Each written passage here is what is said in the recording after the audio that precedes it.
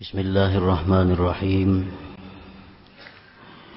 Alhamdulillahilladzi addaba habibahu sallallahu alaihi wasallam fa ahsana ta'dibah wa ja'alahu khairal wara sajiyah. Ashhadu an la ilaha illallah wahdahu la syarika lah wa ashhadu anna sayyidana Muhammadan abduhu wa rasuluhu wa la nabiyya ba'dah. Allahumma salli wa sallim wa barik ala sayyidina Muhammadin manba'il ilmi wal ma'rifah wa ala alihi wa sahbihi wa dhurriyyatihi wa atba'ihi ila qiyamis sa'ah, amma ba'du. Yang kita hormati dan kita cintai para habaib, para alim ulama, muhibbin, hadirin hadirat rahimakumullah. Alhamdulillah, syukur kehadirat Allah subhanahu wa ta'ala yang mana pada malam hari ini mengumpulkan kita kembali bersama-sama di majelis yang penuh berkah dan rahmat ini. Salawat dan salam kita haturkan kepada junjungan kita Nabi besar Muhammad sallallahu alaihi wasallam dan kepada seluruh keluarga, para sahabat, zuriat dan pengikut beliau sampai hari kiamat nanti. Para muhibbin rahimakumullah, lanjutan daripada hikmah yang ke-64 tentang adab seorang murid terhadap Allah subhanahu wa ta'ala, terhadap Rasulullah sallallahu alaihi wasallam, terhadap gurunya dan terhadap kawan-kawannya. Al-adabu ma'allah mubadaratun tisali awamirihi wa jitinabi nawahi wa adamul i'tirad alaihi wa ala khaliqatih. Bermula adab terhadap Allah, bersegera menjunjung perintah, bersegera menjauhi yang dilarang Allah, dan tiada mengiktirat, tiada mengeritik, tiada menyangkal atas Allah, wa ala khaliqatih, dan tiada mengeritik atas makhluk Allah. Kemudian wa husnul zanni bih, adab terhadap Allah, berbaik sangka dengan Allah subhanahu wa ta'ala, berbaik sangka terhadap Allah. Artinya berbaik sangka dengan Allah itu adalah bahwasanya Allah itu tidak menghendaki kepadaku kecuali kebaikan. Allah tidak menghendaki kepadaku itu kecuali kebaikan. Itu berbaik sangka kepada Allah. Apapun yang didatangkan Allah kepada kita, maka pastikan bahwa Allah berkehendak baik kepada kita. Allah mendatangkan nikmat kepada kita, maka kita sambut, kita sikapi nikmat Allah yang datang kepada kita itu bahwa ini adalah Allah menghendaki aku jadi orang yang bersyukur kepadanya. Nah, ini baik sangka terhadap Allah. Allah mendatangkan musibah kepada kita, kita sikapi, ini Allah menghendaki aku jadi orang yang sabar atas musibah ini. Itu baik sangka kepada Allah. Allah mendatangkan kepada kita maksiat sehingga kita melakukan maksiat, kita sikapi bahwa Allah menghendaki aku orang yang bertobat kepadanya. Lalu tobat kepada Allah. Allah mendatangkan kepada kita taat. Oh, ini Allah menghendaki aku agar mengingat taufik dan hidayah Allah. Nah, apapun yang didatangkan Allah kepada kita, kita pastikan bahwa kehendak Allah itu baik kepada kita. Baik yang didatangkannya itu nikmat, yang didatangkannya itu bala, yang didatangkannya itu taat, yang didatangkannya itu maksiat. Semua kehendak Allah agar kita jadi orang yang baik. Allah sudah lama, Allah sudah rindu mendengar tobat kita. Karena kita sudah lama tidak berbuat maksiat. Allah ingin kita ini tobat. Dijatuhkannya kita dalam maksiat. Sehingga kita tobat kepada Allah. Nah, ini maksud Allah terhadap perbuatan yang maksiat itu, agar kita selalu kembali kepada Allah. Ingat bahwa kita tanpa perlindungan Allah akan terjatuh ke dalam maksiat ini. Nah, itu artinya husnuzan dengan Allah. Apapun yang didatangkan Allah, maksud Allah adalah kebaikan untuk kita. Itu kesimpulan daripada husnuzan tadi dengan Allah. Jadi kada perlu misalnya kita umpamanya diberi Allah musibah, aku pang kebanyakan dosa jadi Allah sarik lawan aku. Jangan. Kita diberi Allah musibah artinya apa? Ini Allah menyuruh aku jadi orang sabar. Titik. Kada usah aku pang banyak dosa jadi Tuhan sarik lawan aku, makanya dapat musibah ini. Kada perlu itu. Berbaik sangkalah kepada Allah. Apapun yang kada nyaman kita hadapi, artinya Allah menyuruh kita jadi orang yang sabar.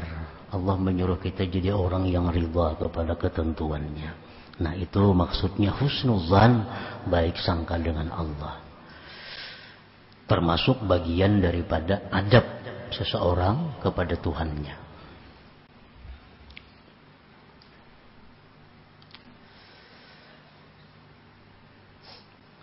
Wasiqatu biwa'dih,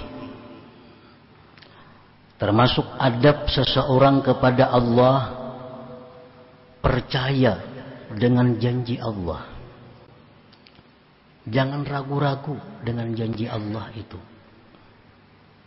Apa yang Allah janjikan dalam Al-Quran, apa yang Allah janjikan lewat Rasulullah Sallallahu Alaihi Wasallam itu pasti. Jangan ragu-ragu. Kalau kita ragu-ragu, berarti kita sudah tidak beradab kepada Allah. Sudah kada beradab lawan Tuhan. Contohnya, Al-Quran menyebutkan wa may yattaqillah yaj'al lahu makhraja wa yarzuqhu min haitsu la yahtasib. Nah, ini janji Allah. Barang siapa yang takwa kepada Allah, Allah akan jadikan baginya jalan keluar dari kesempitan, kesusahan. Dan Allah akan berikan dia rezeki dari jalan yang tidak terduga-duga. Ini janji Allah. Asalkan kita takwa kepada Allah, hidup kita tidak akan susah. Asal takwa. Nah, kepercayaan seperti itu bulat dalam hati kita. Sedikit pun kada ragu. Kenapa kita sekarang jadi susah? Jadi sengsara. Akibat dulu kada takwa. Akibat dahulunya kada takwa. Sekarang jadi susah. Sana ada hutang, sini ada hutang, sini ada hutang. Kenapa? Dulunya kada takwa. Jakanya takwa kada sampai demikian terjadi. Karena orang takwa itu dijamin oleh Allah bahwa tidak ada kesulitan baginya, pasti ada jalan keluar. Dan ada rezeki yang datang dari jalan yang tidak terduga-duga. Nah, jadi percaya dengan janji Allah itu adalah bagian dari adab seorang hamba kepada Allah Subhanahu wa ta'ala.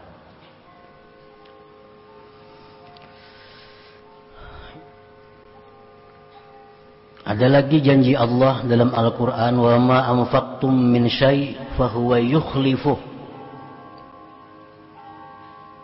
Sesuatu yang kamu nafkahkan, tentu dalam jalan kebaikan. Uang yang kita belanjakan dalam kebaikan, fahuwa yukhlifuh, Allah akan mengganti. Allah akan mengganti. Arti mengganti itu bukan memberi pahala, mengganti. Lain memberi pahala sudah nyata. Nah, setiap duit yang kita belanjakan asal itu di jalan Allah, Allah pasti mengganti. Adalah orang bangkrut bewakaf, kada terdengar lagi ada. Adalah orang nang pemurah tuh bangkrut, kada ada. Pemainan maka banyak bangkrut. Kalau orang yang bujur-bujur menggunakan duitnya di jalan Allah, fahuwa yukhlifuh, Allah pasti mengganti. Nah, ini janji Allah. Maka janji Allah itu 100% bulat di dalam hati kita. Kita percaya tanpa ragu-ragu.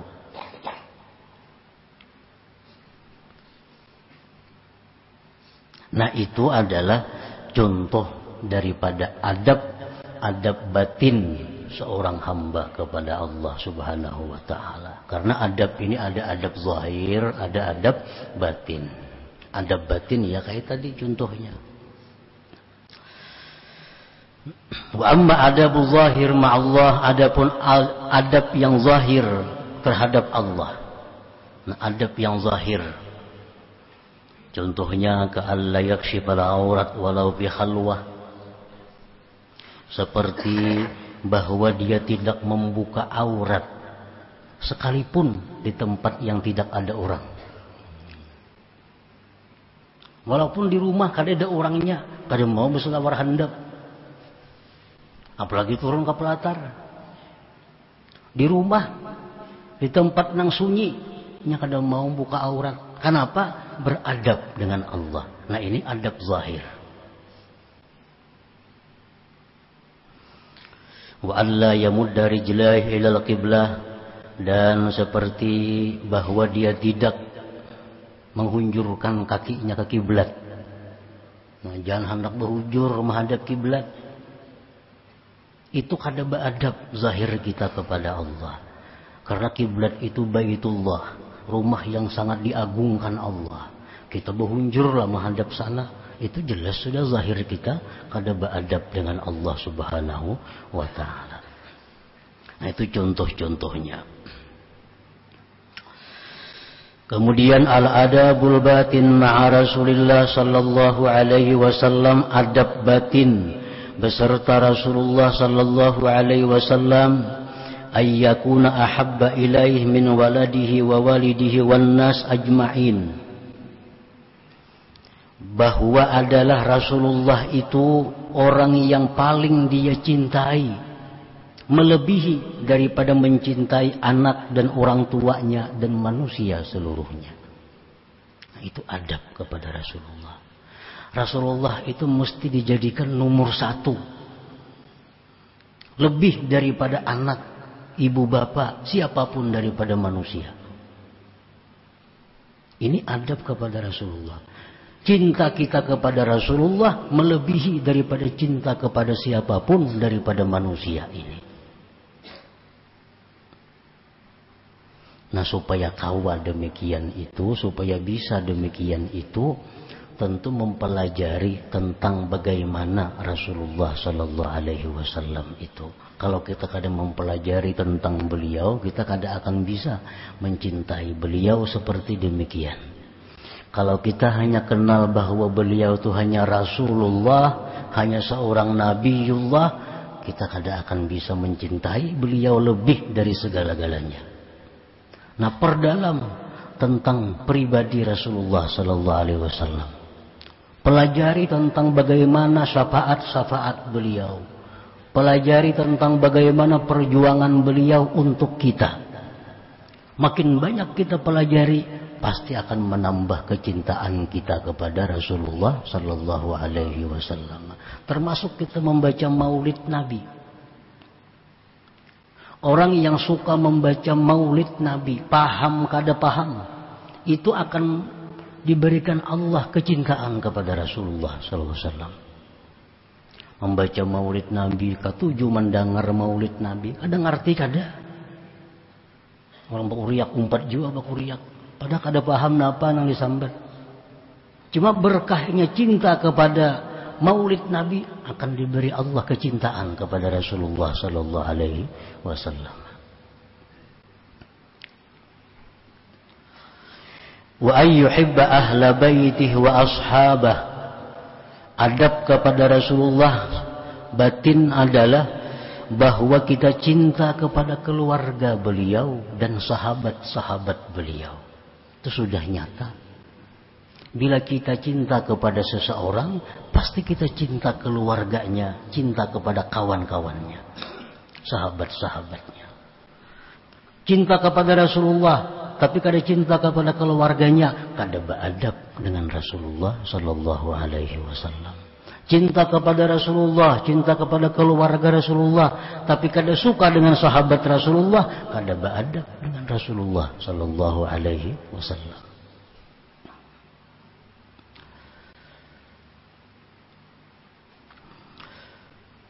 Wa ayyafraha bi annahum min ummatih, dan setengah adab lagi kepada Rasulullah sallallahu alaihi wasallam bahwa kita ini gembira jadi umatnya. Nah, kita bangga, kita bersyukur kita ini jadi umat Rasulullah sallallahu alaihi wasallam. Itu bagian dari adab kepada beliau. Adab zahir adab batin. Wa amma fi zahir, adapun adab secara zahir, ayyaqtadiya bihadiyih, bahwa mengikuti petunjuk beliau, wa ayyuktsiras salata alaih, bahwa memperbanyak salawat kepada beliau. Itu adab zahir kepada Rasulullah sallallahu alaihi wasallam. Nah, para muhibbin rahimakumullah. Kemudian lagi al-adab ma'a syaikhihi. Adab seseorang beserta gurunya. Guru adalah seseorang, yang dimaksud di sini adalah seseorang yang membimbing murid untuk menjalani satu jalan menuju keridhaan Allah Subhanahu wa taala. Dan guru ini syarat mutlak. Man la lahu syekh fasyaitanu syaikhuhu. Orang yang tidak punya guru, syaitan gurunya. Orang hendak mengenal Allah, orang hendak dicintai oleh Allah, kada beguruan, kada kawa, kada bisa. Syaitan yang membimbinginya, syaitan yang mengajar dia. Ada orang yang mengatakan, aku kada perlu guru, aku salawat saja guruku. Nang melajari salawat siapa? Maka bisa bersalawat tuh siapa nang melajari? Guru juga kalau. Nah. Lawan salawat ini banyak, salawat nang mana? Jumlahnya berapa membaca? Hanya bisa pembimbing salawat itu kepada kita. Kada kawa juga kada berguru. Walaupun salawat. Karena salawat dari Nabi itu banyak macam-macam salawat. Salawat mana nang pas untuk kita? Berapa jumlah salawat nang kita baca supaya salawat itu jadi pembimbing kita? Apa 10.000? Apa 5.000 kali sehari? Kada tahu kita kalau kada guru juga nang memadahkan. Nah, al-adab ma'a syaikhihi. Pertama, i'tikadu annahu 'alal haq. I'tikad dulu, keyakinan dalam hati seseorang murid bahwa guru itu adalah di jalan yang benar. Itu i'tikad bahwa guru ini ajarannya bujur. Amun kita ragu-ragu ajaran guru ini bujur kada usah berguru lawan itu.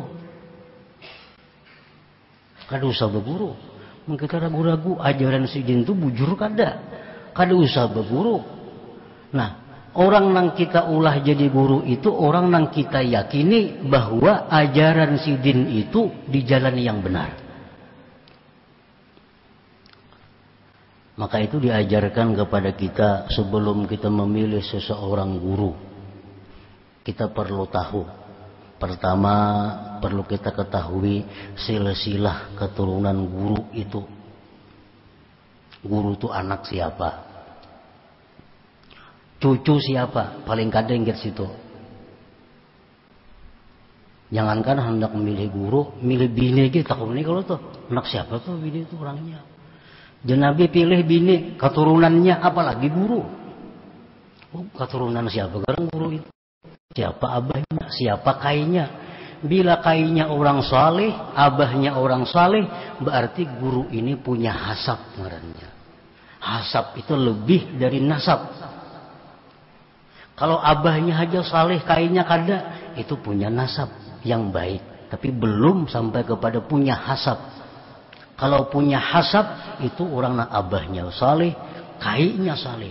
Lebih lagi ke atasnya saleh lagi. Minimal ingat kainya. Nah satu itu. Karena keturunan ini sangat mewarnai diri seseorang. Nah. Makanya Nabi menyuruh cari bini kalau itu keturunannya. Nah demikian guru lebih daripada itu.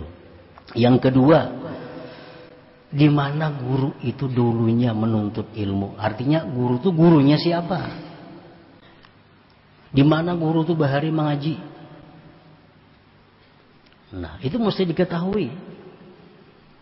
Oh bahari guru itu mengaji lawan guru ini sampai silsilahnya kepada Rasulullah Sallallahu Alaihi Wasallam. Nah itu antara lain. Nah para muhibbin rahimakumullah, di zaman Rasulullah pun dahulu orang-orang yang jauh dari Mekah, sebelum mereka itu beriman kepada Rasulullah, mereka datang ke Mekah dulu. Ada sampai seminggu di Mekah. Nak mengetahui tentang Rasulullah ini. Oh, kalau perlu para sahabat Nabi ini dulu berhilang lawan sahabat Nabi kita yang sudah Islam. Menginap di situ, dilayani, dihormati. Oh ini hanya sahabatnya macam inilah kelakuannya, apalagi gurunya. Nah, sehingga banyak sahabat itu akhirnya orang itu masuk Islam kepada Rasulullah Sallallahu Alaihi Wasallam setelah meneliti dahulu siapa-siapa. Nah jadi pertama adab kita kepada guru itu kita meyakini bahwa guru itu di jalan yang benar. Yang kedua, wa'atikadu annahu ahlun lil irsyad wa tarbiyah. Kita meyakini bahwa guru itu beliau bisa membimbing, mendidik kita. Nya kada setiap orang berilmu itu bisa membimbing. Kada setiap nabi itu menjadi rasul. Kada setiap nabi menjadi rasul. Nah ini kita yakini bahwa guru ini bisa membimbing kita ke jalan yang benar. Bisa mengarahkan kita kepada kecintaan Allah. Nah itu adab-adab batin. Wa adamul i'tirad alaih. Tidak menyangkal atas guru itu. Kenapa guru tuh kayak itu? Nah, makanya sidin kayak ini. Nah kada boleh dalam hati itu. Karena kita sudah meyakini guru itu benar. Mau kita menyangkal, berarti kita kada beradab lagi. Wa adamul i'tirad alaih. Wa amma fil zahir, adapun pada zahir adab seseorang kepada gurunya ada wa muhuduri majlisi, selalu hadir majlisnya. Selalu hadir majlisnya. Balang kambingan kada beadab itu. Banu turun banu kada, itu kada beadab. Nang tuha kana anum enggak sama aja kada beadab. Itu nang zahir adabnya.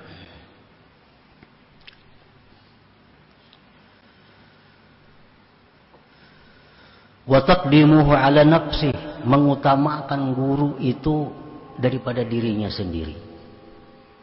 Itu adab zahir.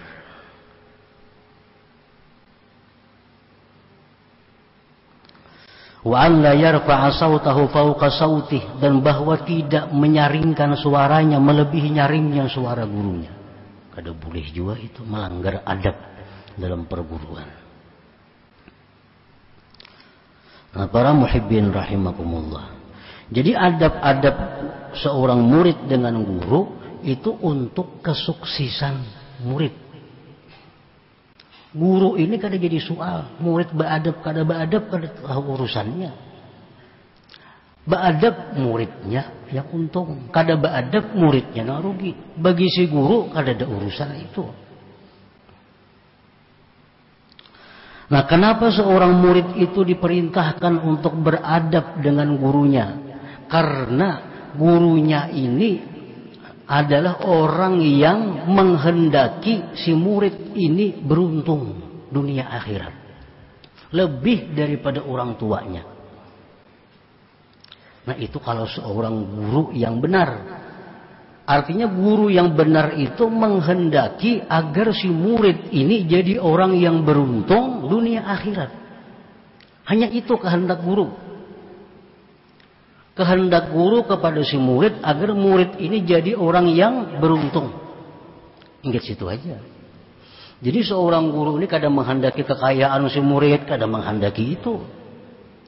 Kadang menghendaki duitnya murid, kadang menghendaki itu. Itu kada guru ngarannya. Kehendak guru kepada murid cuma satu, murid ini jadi orang baik, titik. Ingat situ.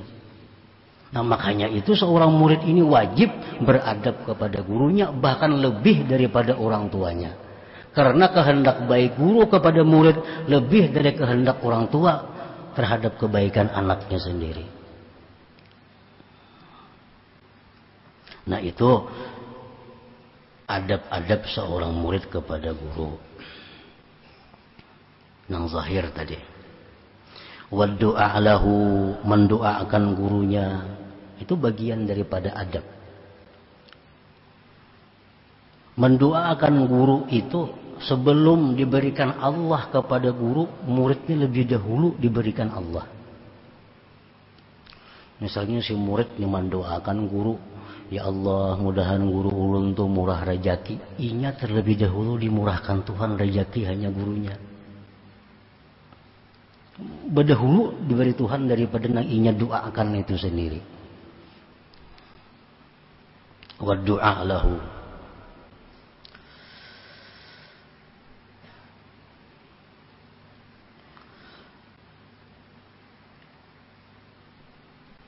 Wa hifdzu hurmatihi, dan menjaga kehormatan gurunya.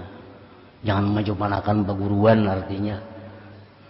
Ini kelakuan peguruan nang supan. Jadi menjaga kehormatan guru. Oh, aku ini murid si anu, supan sih mon aku nangka ini. Nah, itu dijaga. Bila itu kada dijaga, kada beadab lawan guru ngarannya. Hifdzu hurmatihim, jaga kehormatan.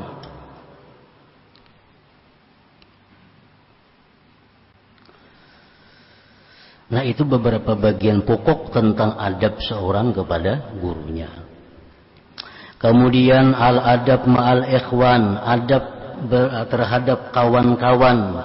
Pertama, husnuzanni bihim, baik sangka dengan kekawanan. Biasa seperguruan tuh banyak kawan. Nah, si A, si B, si C kawan baim-baim menuntut ilmu.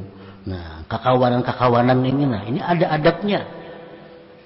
Baik sangka satu dengan yang lainnya. Wa idkhalus surur alaihim, menyenangkan satu dengan yang lainnya, menyenangkan, menggembirakan. Wan nushu lahum, bermaksud baik kepada kawannya. Wa afu zallatihim, memaafkan kesalahan-kesalahannya. Nah, itu bagian daripada adab batin kepada kawan. Wa amma fi zahir, adapun adab terhadap kawan yang zahir itu ayyahtamila adzahum, contohnya ayyahtamila adzahum, menyandang nang kada nyaman dari mereka. Kawan banyak, kadang-kadang ada kelakuannya yang kayak apa. Nah, yahtamila azahum, menyandang kelakuannya.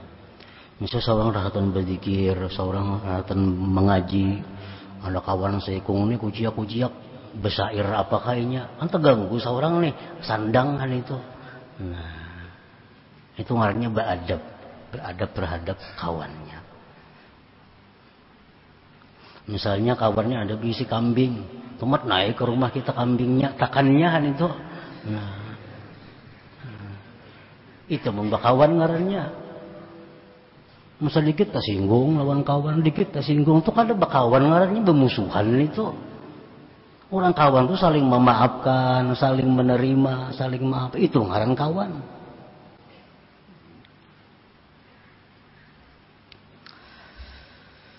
Nah, qala ba'du sufiyah, berkata sebagian sufiyah, ilzamil adab zahira wa batina, fama asaa ahadun al adaba zahira illa uqiba zahira, wa ma asaa ahadun al adaba batina illa uqiba batina. Lazimilah adab zahir dan batin. Lazimi adab zahir dan batin. Tidak jahat seseorang adab pada zahir, melainkan dia akan dihukum secara zahir. Apa hukuman secara zahir? Malas berbuat taat, suka kepada maksiat. Nah, ini hukuman. Akibat lawan Tuhan kada beadab, lawan Nabi kada beadab, lawan guru kada beadab, lawan kawan kada beadab, dihukum. Kalau yang dilanggarnya adab zahir, hukumannya pun hukuman zahir. Berbuat maksiat mudah, berbuat dilarang Tuhan nyaman. Ini hukuman. Wa ma'asa ahadun al-adab batina illa uqiba batina, dan tidak jahat seseorang akan adab secara batin kecuali dihukum secara batin juga. Hukuman batin apa? Sembahyang kada mau khusyuk, beribadah kada mau nyaman. Ini hukuman batin. Karena ini kada melaksanakan adab batin kepada yang tersebut tadi. Nah, itu mungkin kita kada menyadari. Berapa tahun untuk ilmu sudah kada mau nyaman sembahyang. Berapa tahun untuk ilmu kada mau nyaman berzikir. Mungkin sebabnya kada beadab. Lawan Allah kada beadab, lawan Nabi kada beadab, guru kada beadab, lawan kawan kada beadab. Sehingga berzikir kada mau nyaman, sembahyang kada mau nyaman. Fa'in waqa'at minal murid isa'atu adabin falyakun khaifan min dzalik wal yubadir ila taubah wal i'tidar khasyata an tuwajjaha ilaihi al-uqubatu min haitsu la yash'ur. Apabila jatuh dari seorang murid jahat adab, maka hendaklah dia takut yang demikian dan segera tobat dan minta uzur. Karena dikhawatirkan bahwa dihadapkan kepadanya hukuman dari sekira-kira dia tidak tahu, tidak merasa pada bahwa dihukum oleh Allah Subhanahu wa ta'ala. Nah, para muhibbin rahimakumullah, ini 4 adab kepada Allah, adab kepada Rasulullah sallallahu alaihi wasallam, adab kepada guru, adab kepada kawan, itu merupakan pokok dari adab-adab yang lain. Karena likulli syai'in adab. Ujar ulama sufi, tiap-tiap sesuatu itu apapun ada adabnya. Makan ada adabnya. Cuma 4 ini pokok. Kita bermajlis, berkumpul ada adabnya. Bermajlis, berzikir di majlis nih. Apa adabnya? Kita bersuci, berudu, itu kan adab. Kada berudu bang boleh aja, tapi kada beradab. Kita bermajlis, berzikir, berpakaian putih, upiyah, baju tapih putih, itu adab. Baju hirang sebagian boleh aja hadir, tapi kada beradab itu. Tapi habang hijau boleh aja turun ke sini, kada dilarang, cuma kada beradab. Karena kalau adabnya itu berpakaian kopiah, baju tapih mesti putih, itu adab majlis. Kalau pang diusir misalnya tapi habang kada, boleh aja, cuma adabnya kada ada. Nah, bila adabnya kadada, dikhawatirkan berkahnya kada dapat. Itu dikhawatirkan. Qala Zunnun idza kharajal murid an haddil adab fa innahu yarji'u min haitsu ja. Bahwa seorang murid itu bila mana keluar dari garisan adab, maka dia kembali dari sekira-kira datangnya. Artinya apa? Hasilnya akan kembali kepada nol artinya.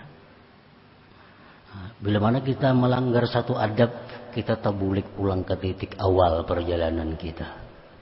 Setiap kali kita melanggar adab, kita kembali kepada di mana kita mulai bahasa pulang. Nah, para muhibbin rahimakumullah, selanjutnya hikmah yang ke-65, dan mudah-mudahan Allah memberikan kita kemudahan dalam perkara dunia maupun akhirat. Wa ila hadratin Nabi sallallahu alaihi wasallam al-Fatihah. A'udzubillahi minasyaitonir rajim.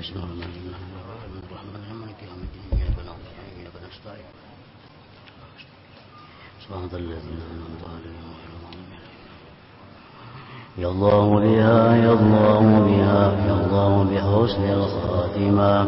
Ya Allah biha, ya Allah biha, Allah bihusnil khatimah. Ya Allah biha, ya Allah biha, ya Allah bihusnil khatimah. فيا أيها الرجل منه شفاعة صلوا عليه وسلموا تسليما.